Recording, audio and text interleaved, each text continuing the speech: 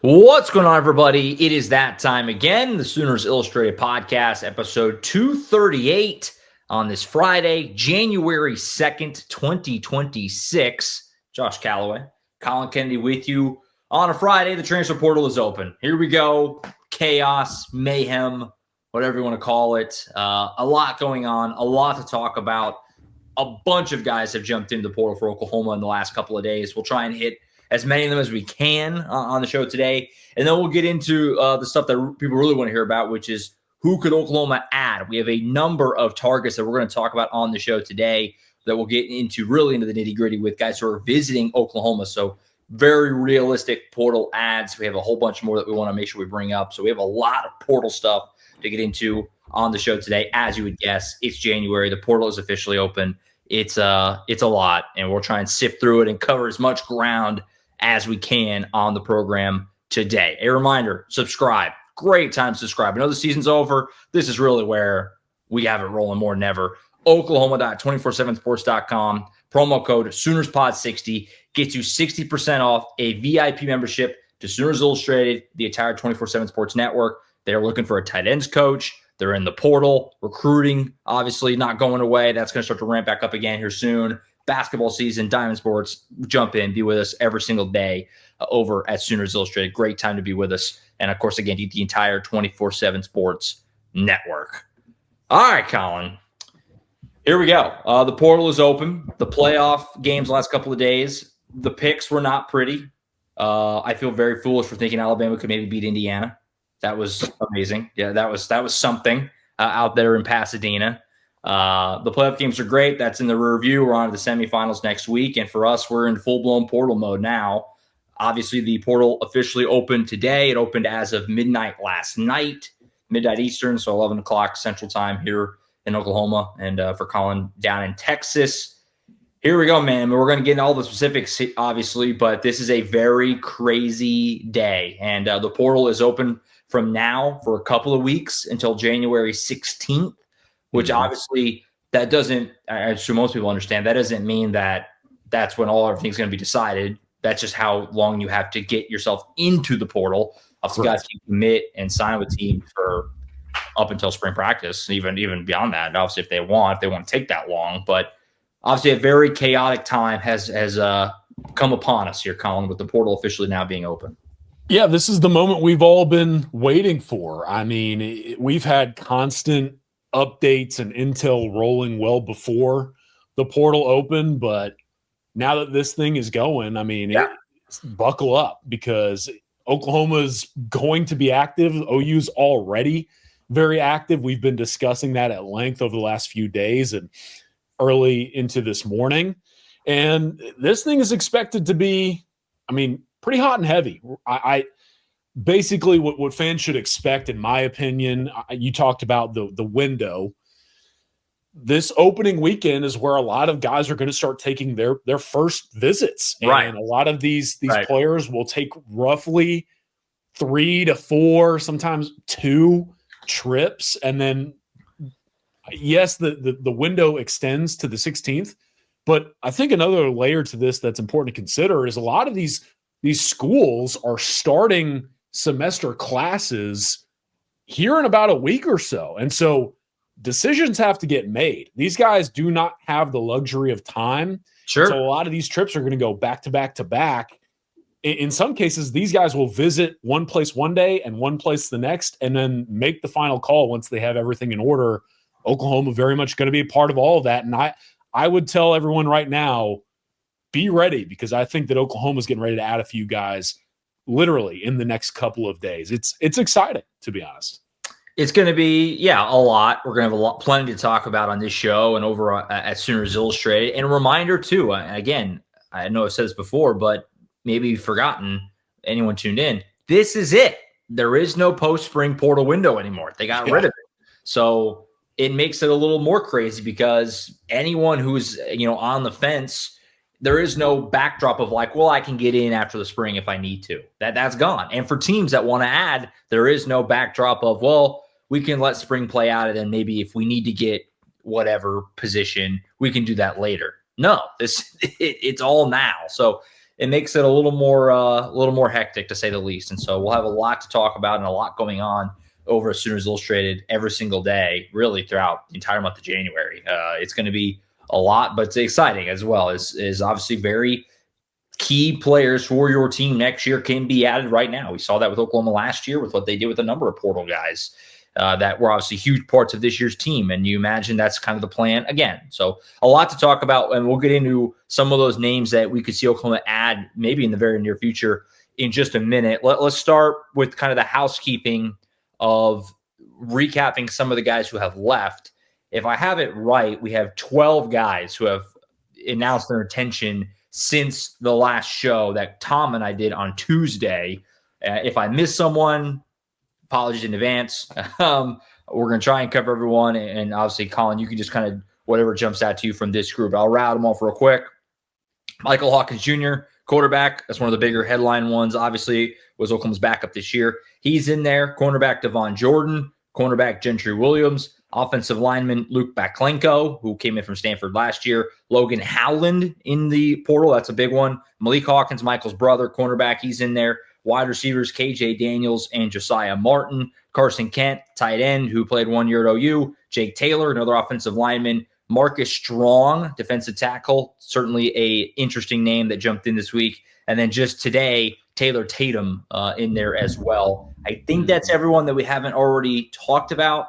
Collin, obviously, we're not going to roll through each guy one by one, but for you, what are the big headlines from that group? Because there are some pretty notable names there that could have helped you next year, obviously. But the reality is that you're not going to be able to keep everyone. That's just not how it works. Yeah, I think you have to start with Michael Hawkins. So Sure. I know you're talking about, hey, players that might be able to help you going into next season. Certainly debate whether or not that was going to be Michael Hawkins at a position like quarterback, because as of current recording time, 1:30 p.m. Central on this Friday, nothing from John Mateer yet, which there's lasting effects there that we'll talk about more here in a second. But I think you do have to start with Michael Hawkins, number one, because, I mean, he's Michael Hawkins, right? It's a primary presence in that locker room, a guy at the quarterback position that many expected or felt was going to have a role within this organization over the next couple of years. And him going into the portal with his brother Malik, I think it indicates two things. Michael felt it best to go explore opportunities. I've already heard that there are a few programs in the mix for him currently and working to get him on campus for a visit or two. And so I would assume he got an early read on the market and said, you know what, it probably makes more sense for me as a quarterback to go ahead and look elsewhere. And then it obviously probably signals that John Mateer is back, barring a surprise. Right. And so we can talk a little bit more about the potential contributors that are exiting. But for Michael Hawkins, that not only signals, hey, a significant loss in the quarterback room, it probably tells you who your quarterback's going to be entering next year. Yeah, no, I'm with you. I mean, obviously, Mike is a legacy. His dad played at OU. His brother is here at OU, and I think those guys are going to try and transfer together wherever they go. But I have to figure that if they felt the Hawkins family, meaning that if John Mateer was likely moving on, that they would be inclined to maybe at least think about sticking around. And so this only, like you said, improves the odds, it would seem, that John Mateer is going to in fact be back at Oklahoma next year. And look, for Hawkins, just wasn't the guy here. Just was not going to be the guy here. It's just really that simple. I thought he handled himself quite well. I know, obviously, there's a lot made about, obviously the stuff that his dad said online or his mom or whatever. Hawkins himself, the kid, never said anything. I mean, like, obviously, he just kind of bided his time, tried to make the most of his opportunities whenever they came along. It just, if John is back, I don't think he probably wanted to sit around another year. He's already done 2 years, as a backup. And, he's good enough.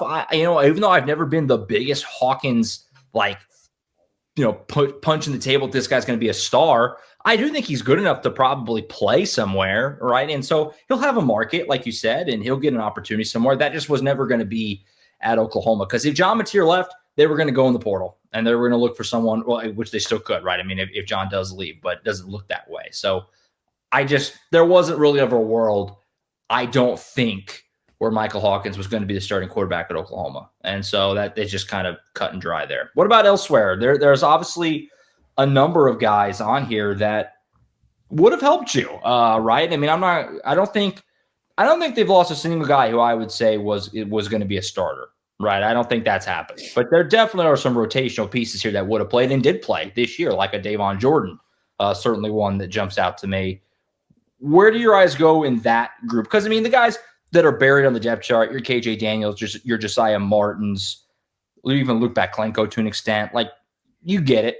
You get it. You see why, that you're just looking for an opportunity to get on the field. But some of these other dudes kind of stings a little bit. Obviously, guys that helped you this season. I think the two that really jump out for me are Devin Jordan and Marcus Strong, right? Yeah. And I think, yeah, first of all, they obviously were expected to have expanded roles after contributing last season. And we had been told behind the scenes Oklahoma was going to work hard to retain both of those players, especially considering they play premium positions and they are in-house guys and they're familiar with the system. And I know OU was very high on both of those players. And so, number one, you're losing guys that were expected to step up going into 26, but you're also now probably a little bit more involved in the cornerback and defensive tackle market than maybe you were planning originally. And look, I'm not here sitting saying the Sooners weren't going to go look for corners and defensive tackles. Like, don't get me wrong.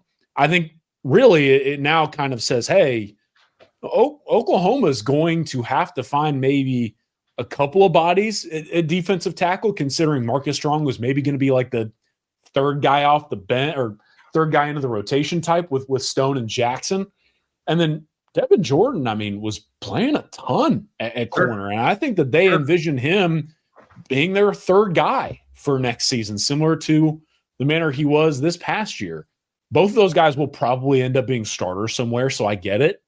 But now Oklahoma's like it's easier said than done to replace those kind of guys because players in the portal are looking for what those guys are looking for, starting opportunities, right? And so the Sooners are going to have to pitch some guys on supplemental rotational roles. And yes, it's for a proud program like OU, but it is interesting to me because you're losing key contributors, but you're also now having to sort of reset the board and figure out, all right, what's our approach here? What's our strategy at these two spots?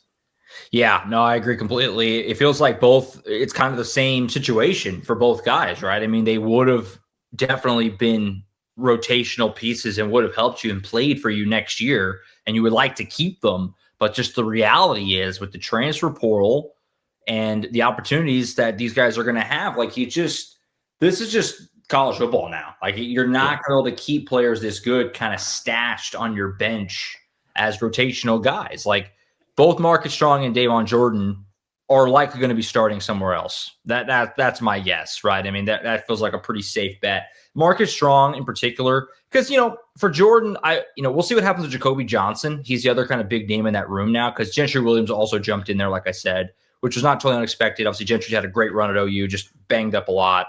But you have Eli Bowen and Cortland Guillory back. You have your top two guys. Jacoby Johnson, in theory, could be your third guy. Then you go get someone else in the portal. But even if you don't, Tristan Haynes is in there. Jeremiah Newcomb is it. Like, that's a position that's really deep. Defensive tackle, I mean, we talk about it. Dominic Williams and Grayson Holton, those are huge losses. And huge. Obviously, Stone and Jackson, Jaden Jackson, are awesome, right? They're all-American level players. But you need more than two. We saw that this year. That's why Oklahoma's defensive line was so good. And Marcus Strong figured to be in that group. And now I don't really know what you have after Stone and Jackson. You're going to have to hit the portal. I mean, I know that Trent Wilson's a guy they're very excited about, but just a young guy, didn't really play this year. And so that becomes suddenly, quite a need, it would seem, in the portal to go find a guy or two to rotate in after that top line of Stone and Jackson. So Marcus Strong, that was a bit of a painful one. You get it for him because, again, he's likely going to have a bigger role and likely more money, NIL money somewhere else that can pay him like a starting defensive tackle. But for OU, it stinks because that's a guy that you developed and has been here for 3 years and probably was going to, be quite a dude. I would argue that Marcus Strong's the biggest loss in the portal so far. I mean, you could talk me into a couple other guys, but he's right up there. What about your thoughts on Logan Howland? That seemed like one that also kind of stung because Logan Howland, just such a solid swing tackle for you that you could just plug in, and he's probably not in the cards to be a starter next year because what you have with all the young guys. But that's one that, again, you get it for him because he probably can start at a lot of places. But if you're OU, you're like, dang, that's a guy that would have been nice to have around, I would think. No, it's funny you bring him up because like the honorable mentions in my head are guys like Logan Howland and Taylor Tatum coming through the wire today. Yeah. I mean, for Logan Howland, it is tough because it's similar discussion to the NFL. You would always like to have your swing tackle type on the ready to go, especially when you're a blue blood program and you're usually starting studs on opposite ends at tackle. But if one of them goes down, offensive line depth in college football can be so spotty because of how spread out the talent is. And for the Sooners, like having someone like Logan Howland to turn to, even early in his career, I mean, when he was a younger guy starting out, he was kind of thrown into the fire. And I know that it didn't necessarily go all that well at the beginning, but man, it like, the 2024 season, it felt like he really settled in and provided Oklahoma some stability at a spot like left tackle. And I think OU is high on Logan Howland. I think that they were hoping to have him continue to be part of the rotation at tackle and be there when needed for guys like Michael Fasusi, Ryan Foje, so on. But for someone who has started in the SEC and is still a younger player, has that experience, traits, and is a smart player too. And look, he's from the West as well. And so there's going to be a geographical market kind of built in for him.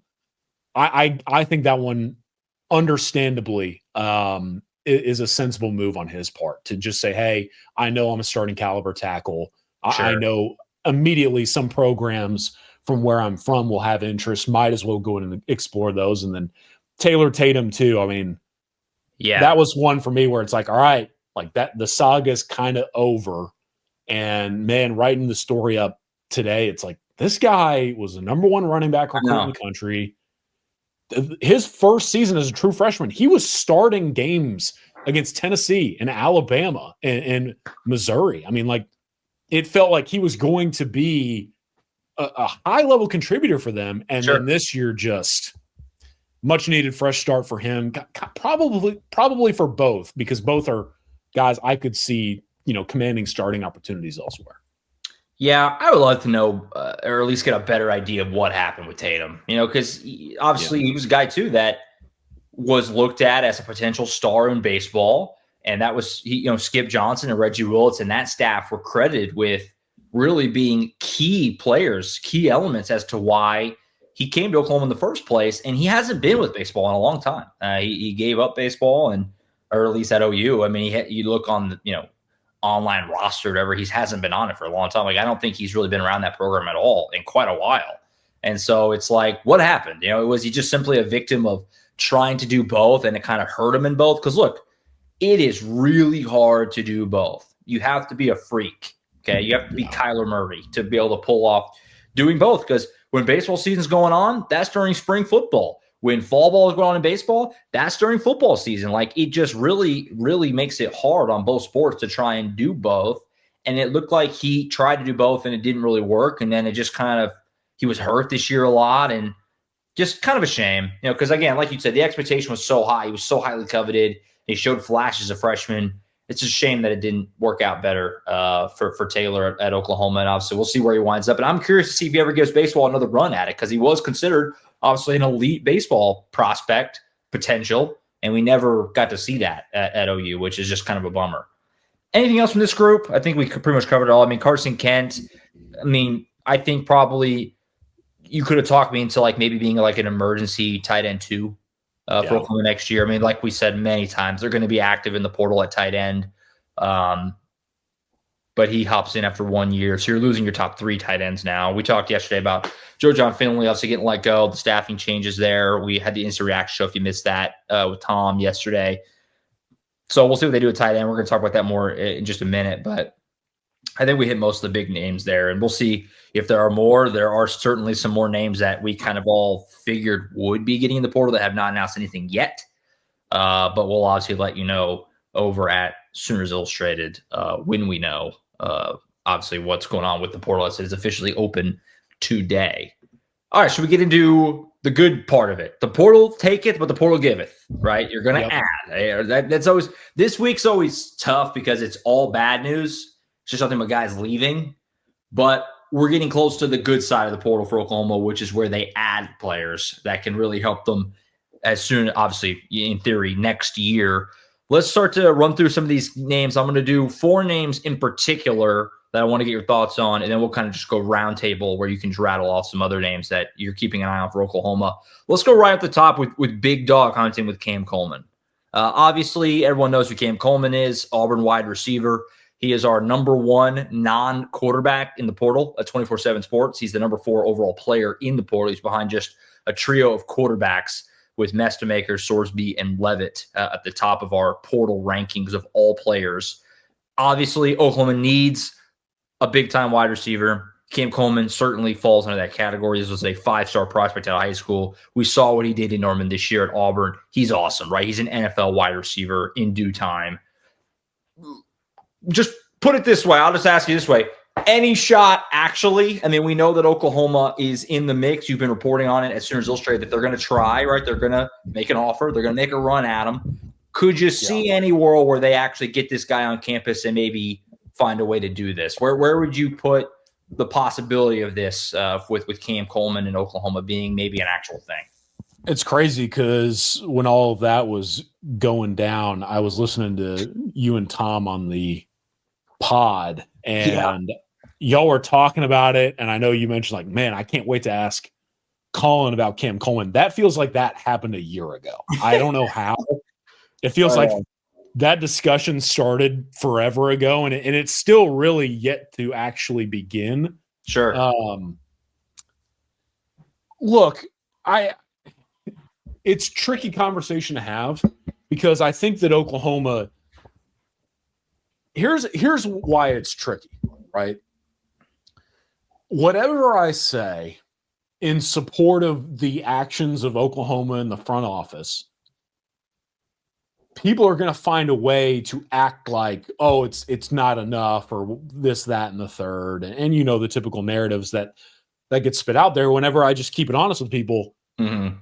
I think Oklahoma is certainly making it known they want Cam Coleman in Norman, and they would like to have him visit, if possible, sometime over the next few days to make their case.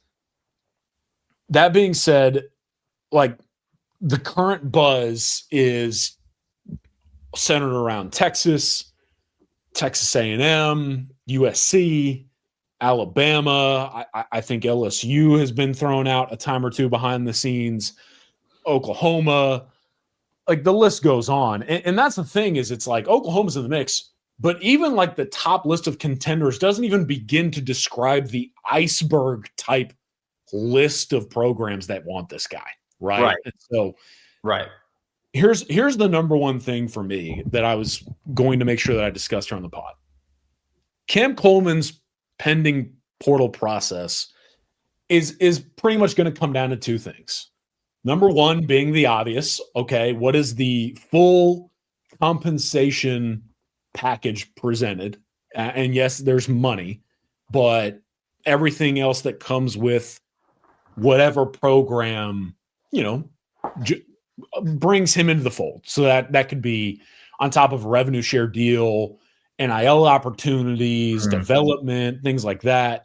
What are some things in-house that you have, maybe facilities that provide this guy an advantage? Because number 2, the number one thing that keeps getting thrown out behind the scenes for Cam Coleman is his emphasis and his camp's emphasis on finding the best situation for him to get drafted high. Like, they want him to go as high as humanly possible because I think a lot of people around Cam Coleman feel he is as good as name your favorite wide receiver in college football, a Jeremiah Smith, so on and so forth. Sure. But a lot of people feel like he has not had the opportunity to showcase that because, call it what it is, Auburn has been brutal to watch offensively. And it's not just quarterback. I mean, it's the system. And they want to find ways for him to step in day one and know that whether it is the quarterback throwing him the ball or the system that's in place at his new program or the talent around him as well, I think is going to be very relevant. Like, that's where it comes down to me is like, what is the level of comfortability relative to the NFL draft stock? And that's going to shape the way this goes. I know immediately what the response or the comments are going to look like when I say that, right? However, I think Oklahoma does have a lot to offer. And I think that whether it is a John Mateer or a Ben Arbuckle or a place like Oklahoma, you know, especially if they are able to retain like an Isaiah Satania type, there's a lot to like there. And I know, Cam Coleman has watched up close and personal. Oklahoma beat Auburn twice. Sure. And so he knows what this team is capable of. That being said, I think immediately your eyes go to Texas. Texas is reworking the roster because we talk about Oklahoma wanting to be more dynamic at receiver. Texas is in the same boat, like very much in the same boat. You can tell the Longhorns are pretty much desperate to get back to having dynamic perimeter threats. And it has been made very apparent behind the scenes that like Texas is going to try and get his first visit soon, like potentially this weekend. And Texas will do whatever it can to make sure he doesn't leave. I think Texas is going to be difficult to dethrone in the current standings.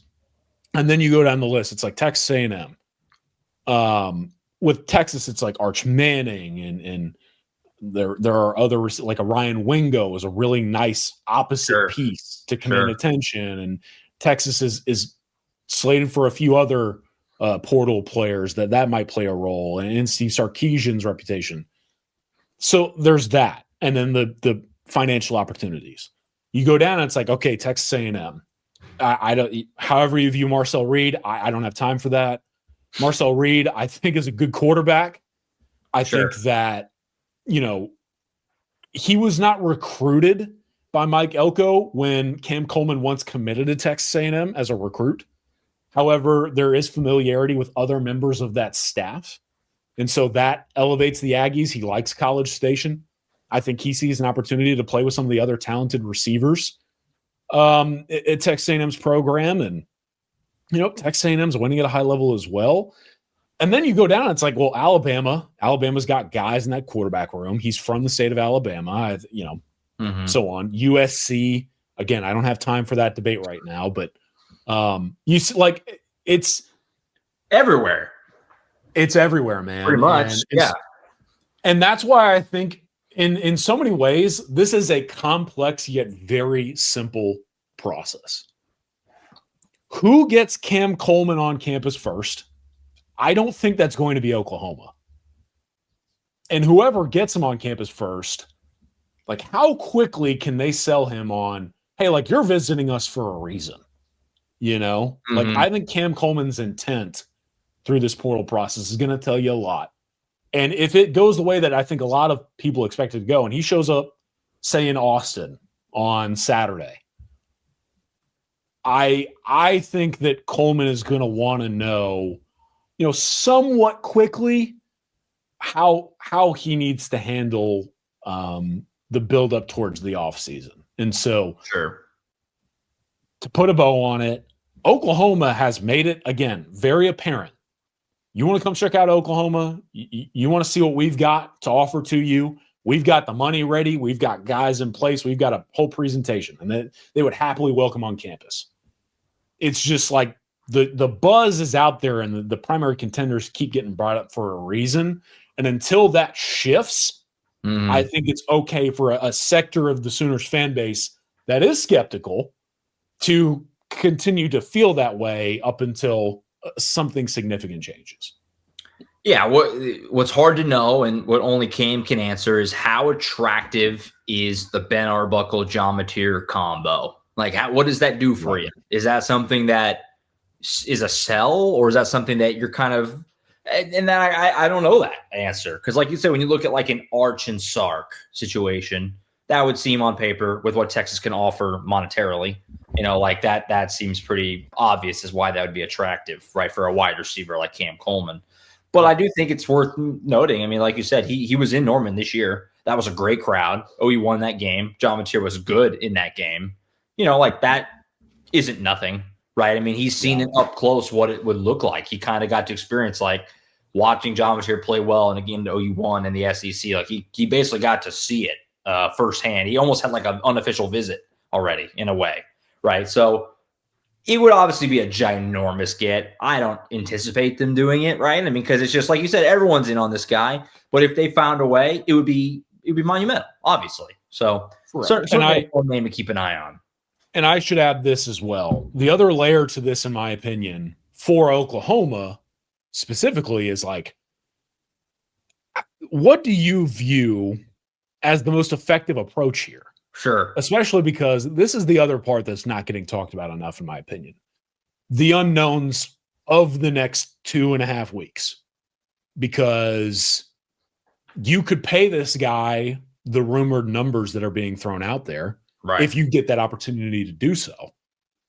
And then maybe a guy or two goes in that maybe is a little bit more affordable, and you might have missed out on an opportunity to swing one, if not both, of your targets that maybe you liked that fit into the umbrella of the package that you offered Coleman. And I think that's the other thing too for Oklahoma that is not going to be discussed is this is the first day of the portal. I can tell you confidently that there have been names that I've been tracking now for months, similar to a Cam Coleman, who me and many others keep up with this stuff had started to hear, hey man, like this AI is going to go into the portal months ago. I think that myself, several other people, and probably Oklahoma in the same boat are waiting to see, hey, are some of these rumored names at receiver elsewhere going to take that leap into the portal as well? And if they do, well, then it's really easy to say, all right, let's take this money we have allocated instead of just trying to fight what appears to be an uphill battle for several. Let's go after guys we know, we like, and we can potentially work into a really solid aggregate haul and just selling out for Cam Coleman. Right. And we're still waiting on Isaiah Satania, obviously, with what he elects to do for next year. We've talked about it. Sounds positive there, but until you know for sure, you don't know. So big name, obviously, huge fish, and we'll continue to monitor that situation. We'll see if Oklahoma can get him into Norman for a visit sometime soon to try and make their pitch. See if they can find a way to do it. What would be obviously a ginormous transfer pickup if they could find a way to make that happen. Let's look at some other spots. Let's go to Colorado State running back Lloyd Avant. Obviously, they need a running back. We know that. We talked about Taylor Tatum in the portal. Jay Knott, way gone. Obviously, that is what it is. Javonte Barnes in the portal as well. Obviously, Xavier Robinson and Troy Blaylock are back.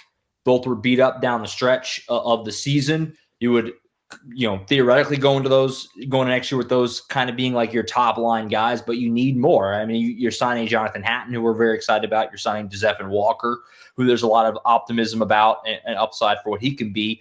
But you need a guy there. It's pretty clear. Lloyd Avant is a name that seems like Oklahoma is trending pretty positively for. He's a Texas product from Humble. Still a pretty young guy, 2 years at Colorado State. Some decent production this last year. He had 417 yards on 90 carries. That's about 4.5 yards a carry. Did have 5 touchdowns. He also can catch passes. Had 24 catches this year for 261 and a touchdown. Collin, obviously, first off, how do you see this maybe shaking out as far as Oklahoma's odds here? But then also, what would the vision be for Avant? Is he strictly a depth ad? Do you think he would have a role? Just kind of paint a picture for this guy, because I think everyone naturally is looking at it like, is Colorado State, like, is this purely depth? Is it like a Sam Franklin type of pickup, or is it more? Could this guy really have a role for Oklahoma theoretically if they were to bring him in? No, I think this is a player that Oklahoma has zeroed in on from the get-go for a reason. I think that this Yeah. front office sees Lloyd Avant as a versatile and multifaceted impact guy who can be utilized in different scenarios and situations and be a complementary piece to some of the other bodies that they have in that room. For me, Lloyd Avant is the kind of guy that, should he land at Oklahoma, they're going to be able to utilize this guy out of the backfield. I think that at times they maybe lacked the receiving threat that maybe they wanted out of the backfield. And Mhm. it would also certainly help to have someone like him who can run the ball but also catch passes for you to lighten the load on guys like Xavier Robinson and Torrey Blaylock, who once they toted the load, like it wore on them down the stretch. And I think Lloyd Avant, even if he's just like a third down back type, you're really fond of what he can Sure. do with the ball in his hands out of the backfield. But I mean, this is a guy that I believe he had a borderline 75 offensive player grade, which for those of you that aren't all that familiar with PFF, like that's a green light grade at the running back spot. Yeah. Was basically 72 as a receiver. That's another green light, and was 79 rush grade. So, I mean, lights up. When you look at the PFF profile, and not saying that's the end all be all, but at the same time, I think that him being a guy from Humble, Texas, that is familiar with Oklahoma, would be able to come back closer to home. Yeah. And he was a good player for a pretty solid Colorado State team, and we're not getting ready to be done talking about Colorado State either. Yeah, right. I think that Oklahoma will work quickly here because they have liked this guy for a while. Now, quickly here on the back end, that's the other key for me, though. And if you want to know the type of player you're dealing with, the other big program working to get Avant on campus is Florida State. I know Florida State's been down, but Florida State is still Florida State. Sure. And I've heard a few other programs in the Southeast specifically, some SEC, some elsewhere, and maybe like the ACC, are interested in Lloyd. And if Oklahoma does not get it done, he would easily land in another Power 4 program. And so speaks to the caliber of talent he is, also speaks to what the Sooners are facing here this weekend as he visits Norman. And I really like this player. We'll talk about him more if they get him, but Oklahoma will have to work quickly with him getting on campus.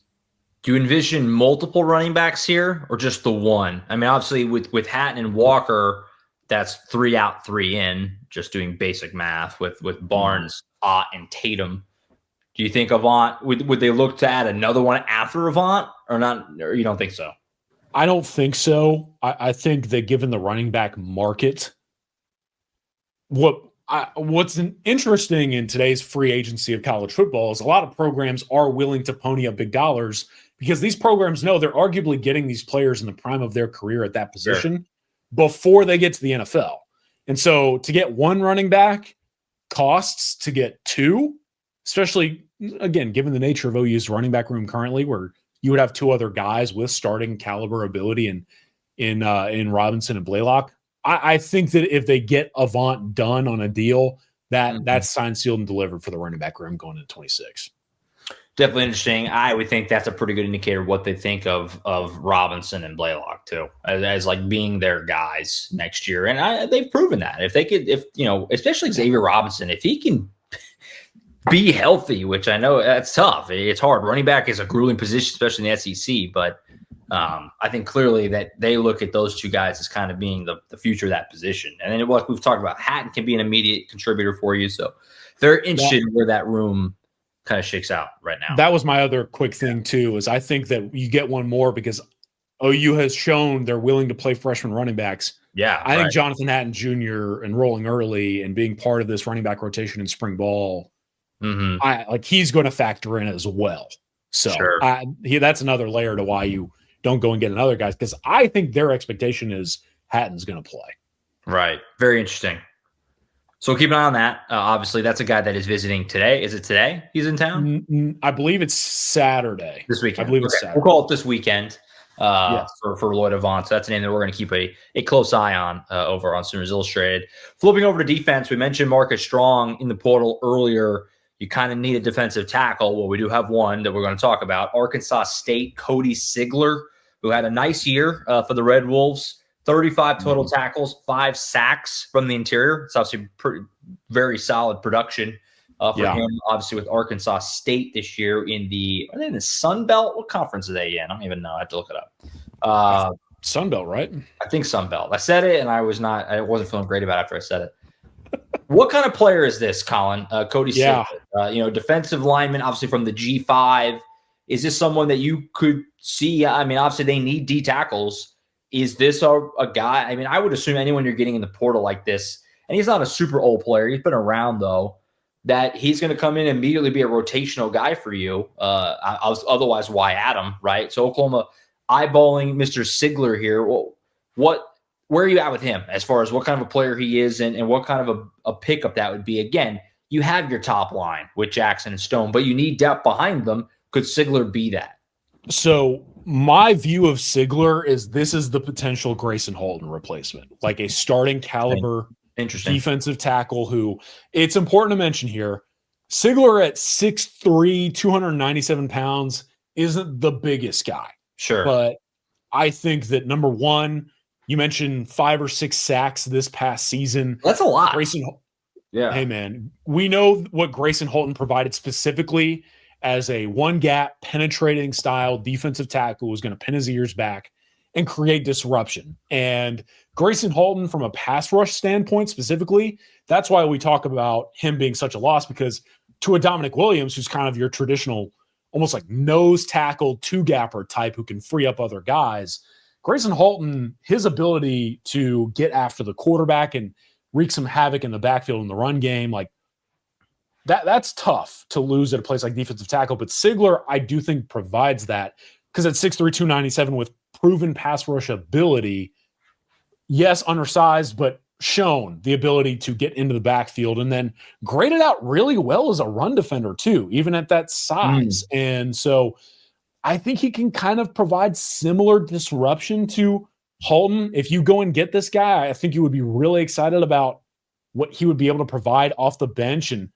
maybe these offensive linemen are tired, and then all of a sudden, like, guy with his hair on fire is getting after it back there. But yeah, that's the problem, is when you're talking about a defensive tackle with pass rush ability, I mean, this guy is going to be extremely coveted.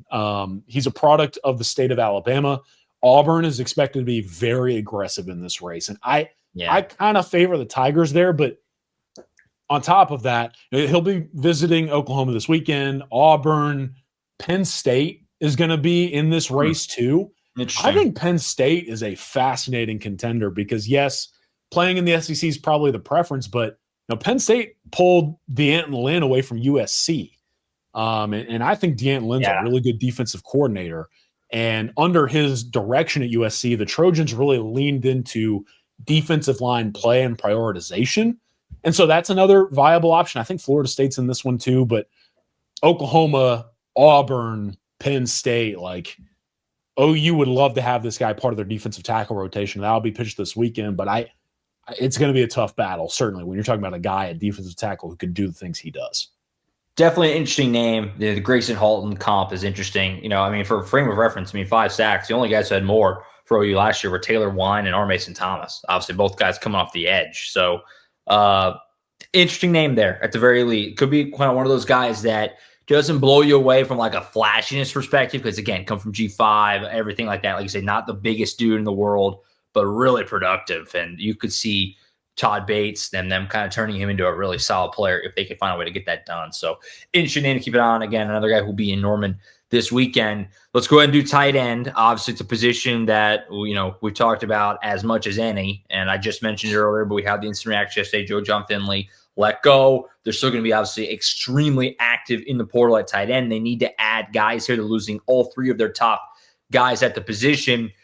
We'll start with Florida tight end Hayden Hansen. This is a name and a guy who's been connected to OU for a while as a potential, partnership here, marriage, however you want to put it. The receiving numbers aren't going to blow you away. Not that they're bad. 30 catches for 254 yards and 2 touchdowns last year at Florida. He's an older guy who's played a lot of football in the SEC, which you like. He's also a Texas kid, so he's kind of, area-ish, if you want to look at it that way. But Collin, obviously the book on him, just learning about him, is that really good blocker, right? Can really handle himself on that side of the equation, which Oklahoma needs.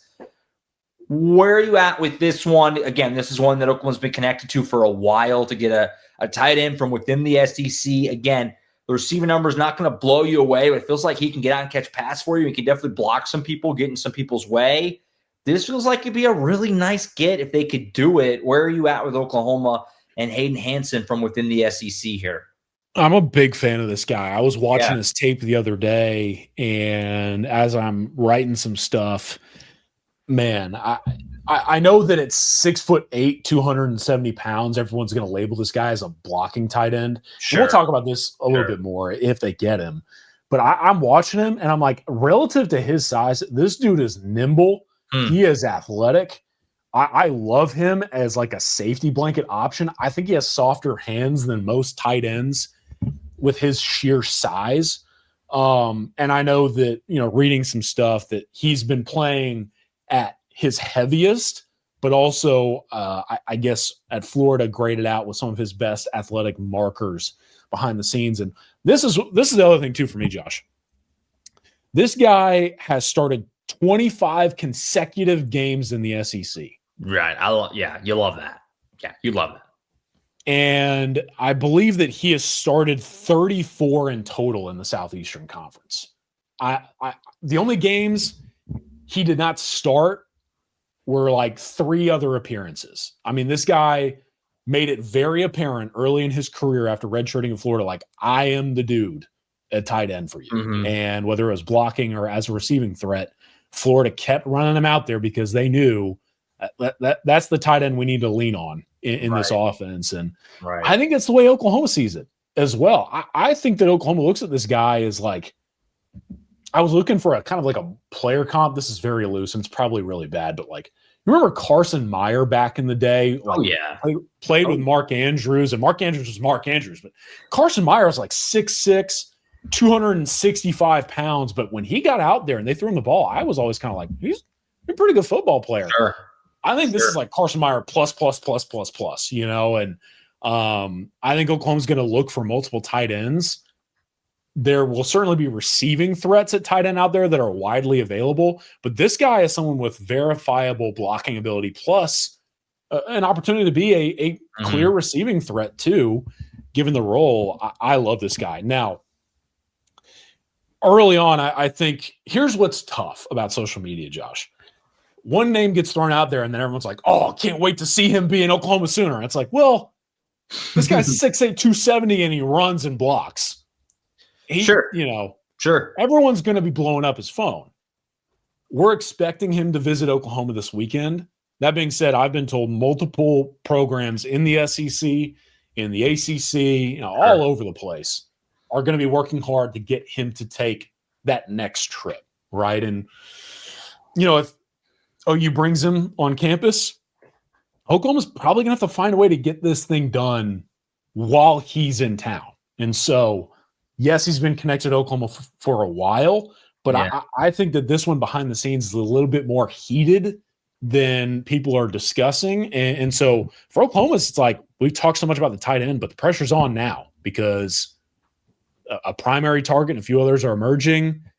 Let's see how this thing goes. Hayden Hansen in town, and you've got an opportunity to go get a guy that everyone else wants at a place you badly need to add this caliber of talent.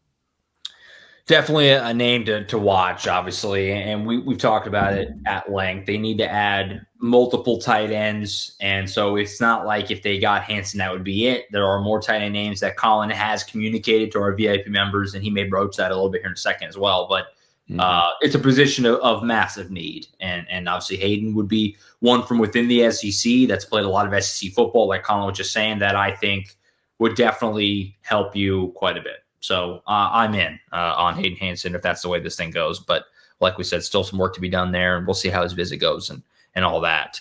So that was the 4 guys I wanted to make sure we brought up in particular.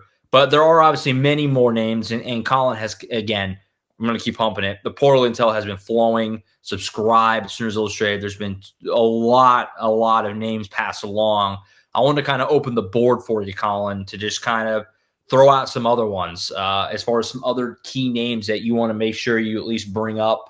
And obviously, again, you're talking to the VIP members every single day, and we'll have more shows here coming up. But some other names that you think Oklahoma could be very interested in, or that they are and are trying to get a visit, however direction you want to take it. But what are some other names you want to throw out there on the show, at least today, as the portal opens?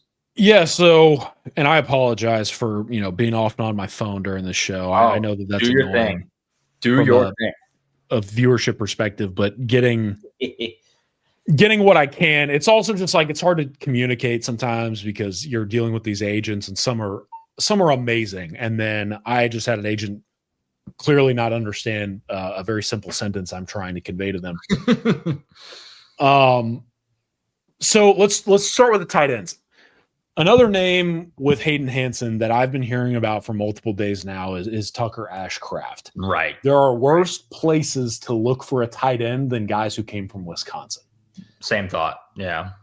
Tucker Ashcraft is another guy who has clear blocking ability.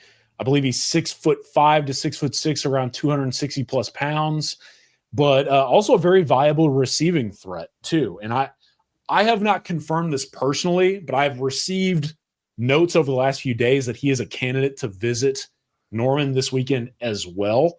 I'm working to make sure that is definitely happening, but he's one that I've heard for a long time is going to be kind of up there with Hayden Hansen as a priority target at tight end. And I think that Oklahoma would love to have, by the way, Tucker Ashcraft. Yeah. I think Oklahoma would love to have both, to be quite honest with you. Mm-hmm. And again, I would expect Oklahoma to look at multiple tight end bodies in this portal window. I know that there is Theo Mellon Orstrom, the Texas A&M tight end. That is one that has been brought up to me. I can't remember, Josh, if you were at that summer camp when he camped in Norman, but unreal football player from Sweden who at one point during the summer camp circuit as a recruit was just showing up on campuses and killing it. I think he's one for me. I think I remember that. Yes, he's one for me that I'm very interested in terms of Oklahoma. The list goes on and on. One that I have heard is Patrick Overmeyer from UTSA. Patrick Overmeyer is one that was really productive for the Roadrunners and a younger player as well. And so clear receiving threat. And I think that Oklahoma will be involved in that race as well. Just a few tight end names. There were multiple others, but lots of tight end names. Yeah. Be ready for tight end talk to be plentiful here on the show and on the board. Yeah. Unless you had any other thoughts on those tight ends I brought up. Let's talk offensive line quickly. We just talked about, obviously, they've lost in total 6 guys in the portal now on the offensive line. That's a lot. And we really like, what they have coming back. Obviously, in theory, you have your starting 5. Obviously, things happen. Guys have good camps, guys have bad camps, guys get hurt. But in theory, you kind of have your starting 5, right? Because you have Michael back along with the 3 freshmen, EPL, Foji, and Fasusi. And then Heath Ozida looks to be back. And theoretically, he could, again, this is all theoretical, it's January, but he could replace Fabechi Wiwu in that other guard spot. And that's your 5, right? But you don't really have much else, right? It's kind of thin after that. You've lost 6 guys in the portal with Autry Dent, Baklenko, Sexton, Taylor, Everett, and then Howland. That's 6 guys, and that's kind of all your tackles as well. So I'm interested in what you have here because it would seem that they need to add a few offensive linemen, I would think. Yeah, and I mean, the other thing, too, is they're bringing in 2 freshmen, and so it's not a lot of backfilling from the prep level. Sure. This, to me, is one of the more fascinating storylines now going into this portal window, considering the number of bodies they have now lost in that offensive line room, but at the same time, seemingly having your starting 5 set. And so it almost looks like OU is going to be strictly in the market for supplemental linemen, which that's probably the hardest thing to do in the portal era, if I'm quite honest with you. No doubt. you'd be hard pressed to find a more difficult assignment than saying, "Hey, go find me an offensive lineman who can play at Oklahoma, but may not start, so we can like have him around, but make sure he's Probably not like won't start." Yeah, right. correct." And It's tough sell. it's tough. So you brought up Wee Woo. Let's talk about his brother real quick, Chimdia Wee Woo. Yeah, that's right. Offensive tackle, played right tackle for SFA. SFA, great place, by the way. Their head coach, that staff, awesome. Chimdia is really interesting because on paper, this is like, light bulb goes on. Perfect. Wee Woo's brother, he knows the deal. Like he'd go to Oklahoma. Sure. This guy started a ton of games at SFA because of the way the offensive line portal recruiting goes.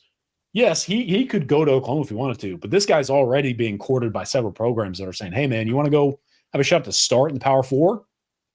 That's the way that it goes. So there's that. And then the other name I wanted to quickly mention here is Messiah King from Akron, offensive tackle. We reported at 24/7 Sports earlier that he has booked a visit with Oklahoma for the 5th. However, he has a visit to Iowa State set before that on the 3rd. Oklahoma would love to have this guy. I believe he started 12 games at Akron this past season as a right tackle. But at the same time, this would be another who the Sooners would be saying, "Hey, man, you can come in and compete, but you're also realistically looking at potentially having a slot in as a swing tackle type." Mm-hmm. Iowa State, the pitch to playing time there is probably much easier considering Iowa State has lost almost its entire roster to the portal. So they have a visitor already set in place. Does he make it to campus? They have connections to offensive linemen in the portal. Make a lot of sense, but does it make sense for them considering the nature of the offensive line market? And that's why I think it's really fascinating for both OU and then players who will be evaluating this program. No doubt. And like you said, it's just a tough sell because you feel like you have your 5, but you're kind of thin. I mean, you don't have a lot of depth. You definitely don't have a lot of tackles right now. And so, and frankly, center. I mean, I don't really know what center options you have beyond Jake Michael right now. I mean, obviously you have like an Owen Holland back and guys like that. But it would seem that you're going to need to add some depth there, which again, it's hard to do because these guys are coming in that know they're probably not starting unless there's injuries, which could happen, right? But we'll see. Yeah. What else as far as some other? I'm curious. I don't want to jump on anything else you're about to go into. Do you see the need for a quarterback? We talked about that with Hawkins moving on. No, that's a fair question. You have Bo Bentley coming in. I'll say Whit Newbauer is still here. Jet New still here, who I feel like kind of gets forgotten sometimes. Presumably John Mateer is back. It doesn't seem like it's like a pressing, dire need, but I wonder if there's any war where they could look at a quarterback into that room. Because, I mean, I guess you don't – with Hawkins gone, you don't really have an obvious backup. I don't know if Bo Bentley would be that guy right away or if Whit Newbauer could be the backup. I don't know. I mean, you could – we saw it this year. Like, you kind of need to have a guy that you feel okay about at least. I wonder if that would be in the market at all if that were to make sense to add anyone at the quarterback room.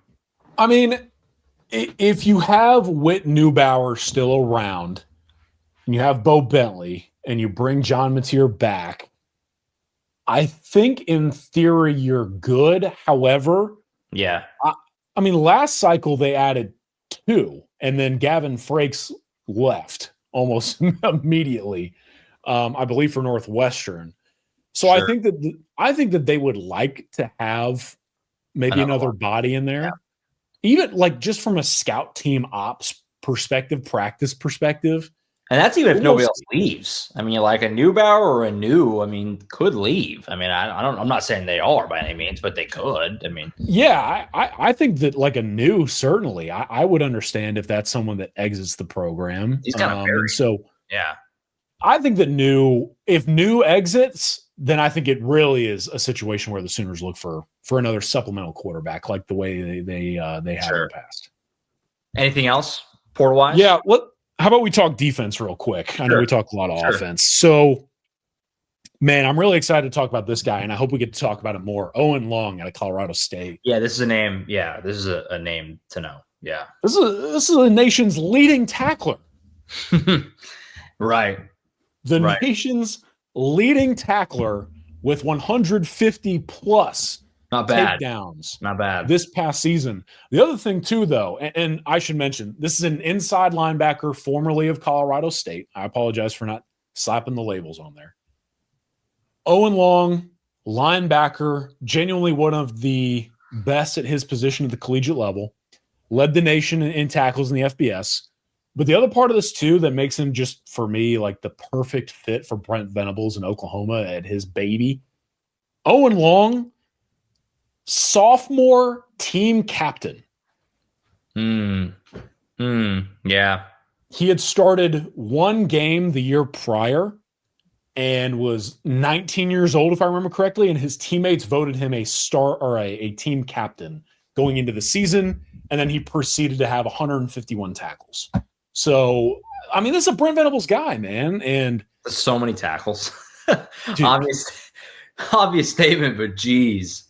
I was reading some of the stuff from him the other day, and just, I mean, it's unbelievable what this guy did this past season at Colorado State. I should also mention this too. This was kind of a cool thing. He was a third-team All-American from the AP. He was the first Colorado State All-American since 1995. Yeah. I mean, this dude's legit. This guy makes so much sense for Oklahoma, man. It's painful, honestly, because Owen Long is going to command national attention. Again, you're talking about a linebacker who just led the FBS in tackles, but sure. I expect Oklahoma to be very involved here, very involved. And I think that Oklahoma, whether Kip Lewis is back or not, I mean, you're looking for somebody to potentially challenge for that other starting role. This guy, to me, would be an unreal get for them. And I think that Oklahoma is going to try to get him on campus very soon. I think they'd love to have him show up this weekend if possible.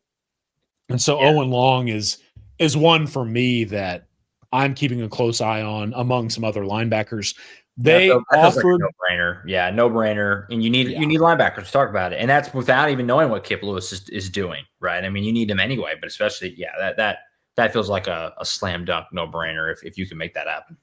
And if you're Owen Long, what better places are there out there to play linebacker? Oh, yeah. Great for him, too. Yeah. Yeah. It makes such sense on paper. And so we'll see if it pans out. I want to say this, too. Oklahoma offered a linebacker today, Gideon Lampron from Bowling Green. Mm-hmm. He puts ESPN in his name, and it is also on the Bowling Green roster.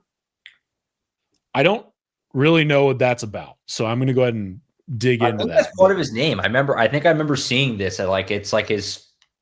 I think this dad named him that or something. There's a backstory that I remember reading about earlier in the year. Yeah, I think that's part of his name.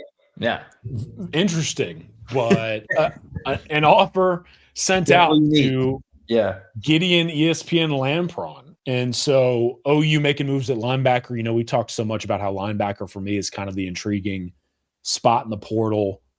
And then the last thing I was going to mention, you know, we talked about it a little bit, is corner. I have heard a few names thrown out behind the scenes at corner that I don't really want to dive into yet. But I would say this too. I think that the position group we're not talking about much right now that will pick up over the next few days is cornerback. And I think they are already starting to kick the tires on some guys, with Devin Jordan announcing his intentions to look elsewhere. We mentioned it already earlier, but I'm very interested in Jacoby Johnson. I feel like we haven't really talked about him that much, but that's a big one. That room feels really different if he's in it or not. Because, I mean, Eli Bowen and Cortland Guillory, that's clearly your top two. You feel great about that. But Jacoby being back as your third guy, and then if you were to go throw in a portal, that room feels like it's in great shape. Whereas at Jacoby Lee's, not that you're freaking out, but you're kind of like, okay, well, we definitely need a portal guy at least, and you know, hopefully some of these young guys are ready to go, like Haynes or like I mentioned Newcomb earlier or one of those, Yeah. So that's an interesting wrinkle to that is Jacoby. And I'm curious to see what they do in the portal there and how aggressive they are trying to add guys at that spot, if any. So it's going to be interesting. Take a breath. Portal, man, portal. Yeah. We have only just begun. The portal just opened today. Obviously, again, so much coverage over at Sooners Illustrated. And we'll continue to monitor this stuff and let you know when any big news. Again, we keep saying it every show. We're still waiting on official word on Mateer, Kip, Satania. Those are kind of the big three right now. And those are huge decisions that are hanging out there still. Again, feels pretty good about all three. But until you get it for sure, you kind of have to wonder a little bit. So stay plugged in. We'll have all the latest there as we get it. And Collin's all over the portal. And obviously, they're now searching for a tight ends coach. We're going to continue to monitor that situation. We have our first hot board up that Tom put together, kind of a collaborative effort. The three of us kind of throwing in names that would make sense. And so we do have our first tight end hot board available as we're going to continue to monitor that. And yeah, a lot going on right now. And so be with us over at Sooners Illustrated every single day. And you can use the promo code SoonersPod60 to subscribe and be with us all along the way. I think that's it for now. Tom and I'll be back on Monday. We'll wrap up the Hoops SEC opener. They play Ole Miss tomorrow. We're going to be there. We'll wrap that up and obviously wrap up any more portal news. I'm sure there will be more before Monday. We'll talk about that obviously on the show then. Anything else there is to get into, we'll do so. Collin and I will circle back later next week to touch on, I'm sure, some of these guys along with a whole bevy of new ones because this thing moves quickly. And we'll do so the next week. But get some rest when you can. CK, find your pockets to catch a wink, and we'll continue to press on. It's really fun and flirty that I also am leaving Sunday to go cover the Navy All-American Bowl for a week. That's right. And the National Combine and the portal. With some big OU targets making decisions down there too, right? Yeah. It's a big week. Yeah. You got some OU commits playing in the game, a couple of decisions maybe that could go in Oklahoma's favor, and that's like a complete afterthought right now because of what's taking place. This is going to be so fun. I'm so excited. I don't have anxiety about it at all. It's chaotic time. All right, that's it for now. We had a long show, but we had a lot to get to, and much more to come. We've only just begun. That's it for now. Back on Monday with Tom. Again, hoops coverage from Norman tomorrow. Keep an eye out for that on the website as well as on the YouTube channel. We'll be back with the podcast on Monday. Collin and I circle back later next week. That's it for now. For Collin Kennedy, I'm Josh Callaway. See you next time right back here, as always, on Sooners Illustrated.